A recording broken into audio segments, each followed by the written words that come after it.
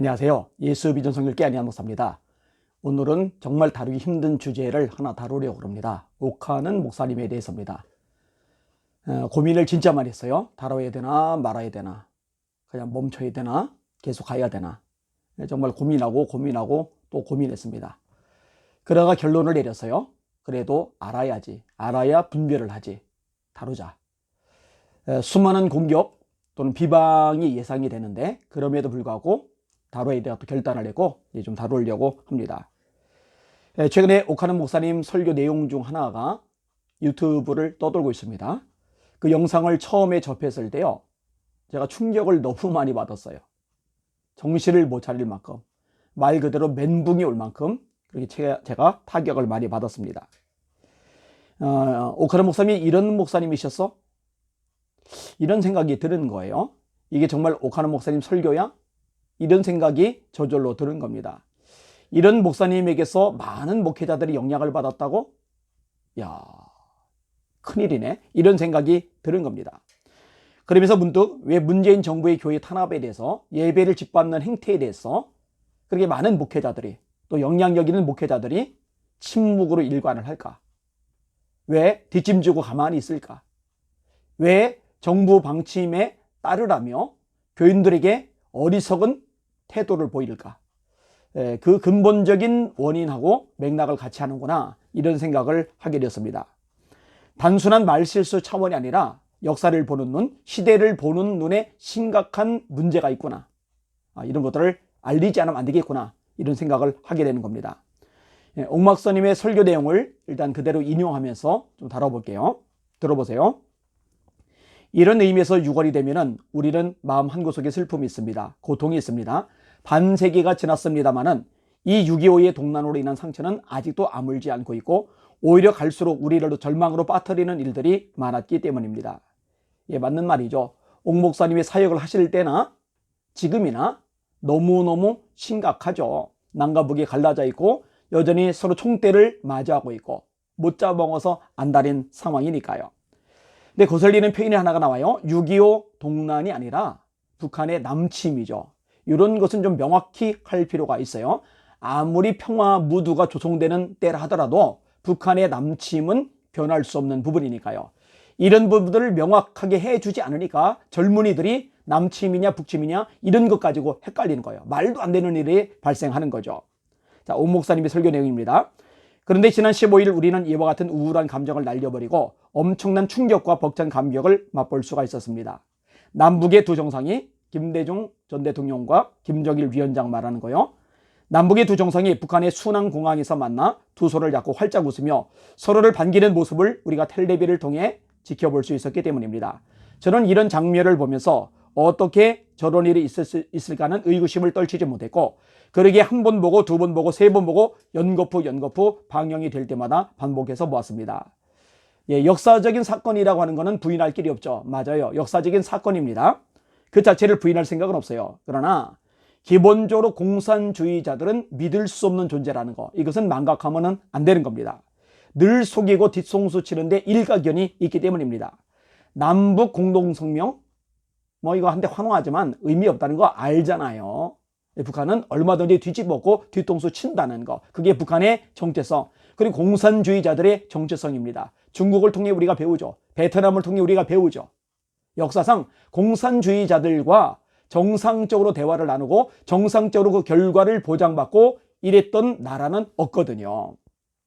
자, 옥 목사님의 설교입니다. 이번 회담을 놓고 일각에서는 미리 계산된 고도의 정치적 제스처라고 해석을 하기도 합니다만은, 제가 중요하게 보는 것은 이것입니다. 우리는 이거 하나만으로도 얻을 것을 이미 다 얻었다고 생각합니다. 두 정상이 활짝 웃으면서 서로 반기는 그 모습을 보면서 제 마음에 저 사람들은 하나님의 아들이구나 하는 생각을 했습니다. 저 사람들은 하나님의 아들이구나 하는 생각을 했습니다. 틀림없이 그 순간 그들은 하나님의 아들이었습니다.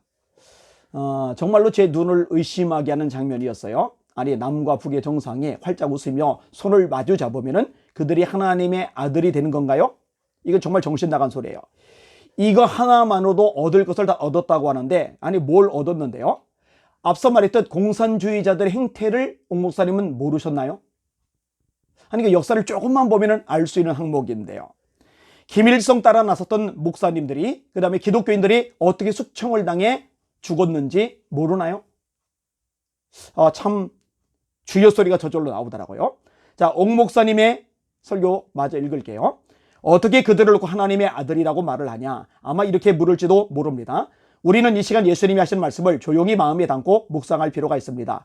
화평케 하는 자는 피스메이커는 복이 나니 저희가 하나님의 아들이라 일컬음을 받을 것이며, 그 말씀에 의거해 보면 오랜 오란을 일시에 접어두고 두 정상이 손을 잡고 흔들며 또 그 정상회담을 성사시키기 위해서 보이는 곳에서 보이지 않는 곳에서 땀 흘리며 수고하는 모든 사람들이야말로 하나님의 아들이구나, 하나님의 아들이구나 하는 생각을 하게 됐다는 것입니다. 예, 얼마나 감사해요.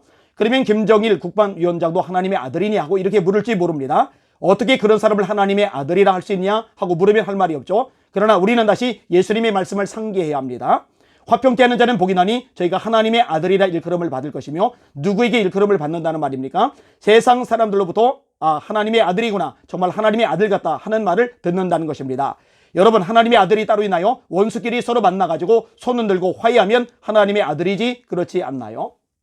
그러면은 서로 원수 관계인 조직폭력배 두 집단이 서로 웃으며 손잡고 화해를 하면은 그 조직폭력배 두목들도 하나님의 아들이 되나요? 화평케 한다라는 말은 하나님과 우리 사이의 원수된 관계를 화평케 한다는 거예요. 이 일을 하신 분은 예수님이시죠. 그의 십자가의 피로 화평을 이루셨다고 골로새서 1장에 말씀합니다. 하나님과 우리 사이가 원수된 관계요, 막힌 담이 있어요. 근데 십자가의 피로 예수님이 이 막힌 담을 헐고 하나님과 우리 사이를 화목하게 만드신 거예요. 화평하게 만드신 거예요. 이제 예수 믿는 사람들, 하나님의 아들과 딸인 우리들이 세상에 나가서 세상 사람들, 하나님과 원수된 사람들에게 복음을 전해서 예수님의 피로 하나님과 화평하게 하는 역할을 우리가 해야 됩니다. 그런 일을 하는 사람을 하나님의 아들이라 일컫는다라고 말하는 거예요.